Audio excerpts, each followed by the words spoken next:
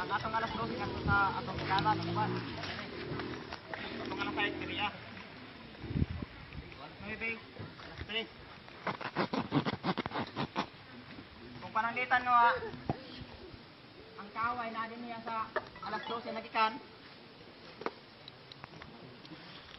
Kung pananglitan nga ang kaaway na sa alas 12 nagikan. Diyan nga atong alas 12. No? Kung dinin nagikan ang kaaway, ang withdraw sa mga tao, dinis sa palasay. Kung nagdepende ka na sa kuman. Ang ninuon sa mga ang mga tao nga naanin karon. Kung dunay buto, din baka naay kaaway. Ali ang sang katauhan, ito'y huling pagdalalan ng kaisa ng masaklaw ng internasyonale ang sang katauhan. Tayong maaasahan ka, alauman ulubi.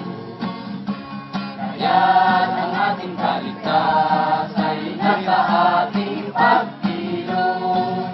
Manggagawa kawin ang yaman, sa isip ay palayain.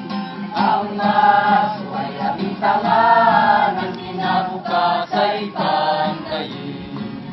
Ito'y huling pagkalaman, magkaisa ang masangla ng internasyonal ang sangkatauhan.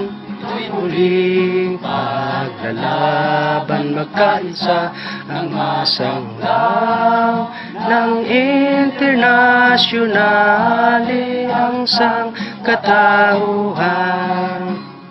At mamuska ating pag-ibig at ayatin ang mga kahaman sa anak pawis ng daigdigan. Huwag